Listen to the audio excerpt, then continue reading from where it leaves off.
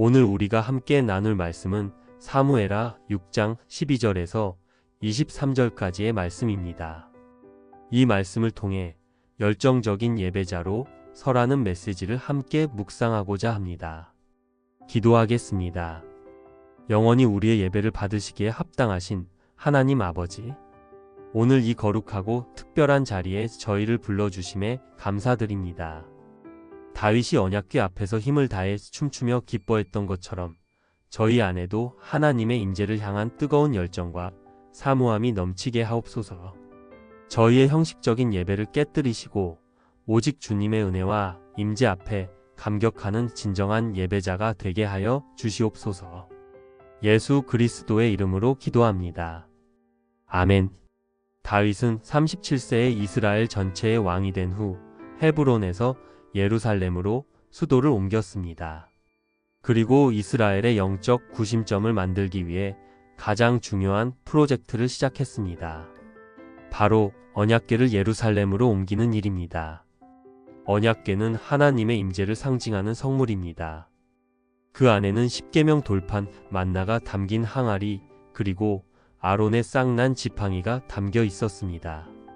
이스라엘은 30여 년 전에 언약궤를 잃어버렸고 그 존재조차 잊고 살았습니다. 다윗은 3만 명을 동원하여 언약궤를 옮길 준비를 했지만 소와 수레로 옮기려 했습니다.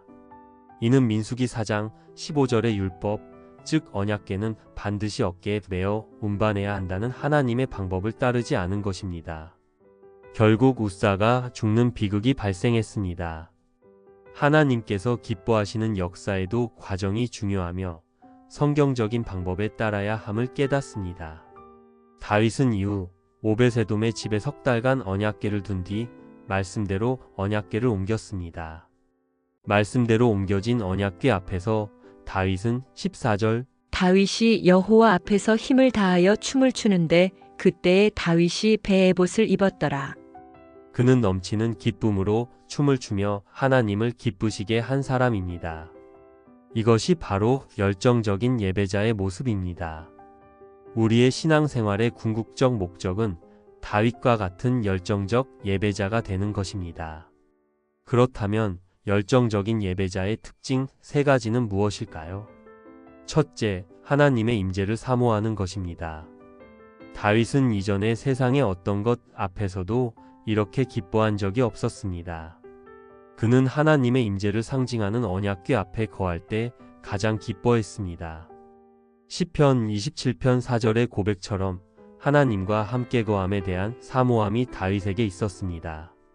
내가 여호와께 바라는 한 가지 일 그것을 구하리니 곧 내가 내 평생에 여호와의 집에 살면서 여호와의 아름다움을 바라보며 그의 성전에서 사모하는 그것이라. 구약시대 사람들은 상상도 할 수 없었던 놀라운 일이 무엇일까요? 우리는 지금 매주 두려움 없이 하나님의 임재 앞에 나아가고 있다는 것입니다. 히브리서 10장 19절에서 20절은 예수님의 피로 말미암아 휘장이 찢어지고 성소가 열려 놓였음을 선포합니다. 그러므로 형제들아 우리가 예수의 피를 힘입어 성소에 들어갈 담력을 얻었나니 그 길은 우리를 위하여 휘장 가운데로 열어놓으신 새로운 살 길이요 휘장은 곧 그의 육체니라. 우리는 히브리서 4장 16절 말씀처럼 예수님의 피로 인하여 은혜의 보좌 앞에 나아가는 특권을 누립니다. 그러므로 우리는 긍휼하심을 받고 때를 따라 돕는 은혜를 얻기 위하여 은혜의 보좌 앞에 담대히 나아갈 것이니라. 지금 이 자리는 하나님의 임재가 있는 거룩하고 특별한 자리입니다. 이 특권을 누리며 임재를 사모합시다. 둘째, 하나님의 은혜에 대한 감사와 감격입니다. 다윗은 기쁨을 절제할 수 없었습니다. 그 기쁨의 근거는 무엇이었습니까? 21절 말씀처럼 자신을 왕으로 세워주신 하나님의 은혜에 대한 깊은 인식과 감사였습니다. 그가 내 아버지와 그의 온 집을 버리시고 나를 택하사 나를 여호와의 백성 이스라엘의 주권자로 삼으셨으니 내가 여호와 앞에서 뛰놀리라. 우리는 오늘 내가 누구이며 내가 가진 모든 것이 어디서 왔는지 하나님의 은혜를 인식하고 기억해야 합니다. 그 은혜를 알 때 우리의 예배는 감격으로 넘쳐날 수밖에 없습니다. 셋째, 사람 앞이 아니라 하나님 앞에 있음을 인식하는 것입니다. 다윗이 춤을 출 때 그의 아내 미갈은 다윗을 업신여겼습니다. 하지만 다윗은 21절에서 이는 여호와 앞에서 한 것이니라고 선포합니다. 다윗에게는 사람 앞이 아니라 하나님 앞에 있다는 분명한 인식이 있었습니다. 세상의 시선이나 다른 사람의 평가에 얽매이지 않고 하나님 앞에서 순수하고 열정적으로 예배할 수 있는 다윗과 같은 자유함이 우리에게 필요합니다. 우리가 주님께 드릴 수 있는 최고의 가치는 바로 뜨거운 예배입니다. 기도드리겠습니다.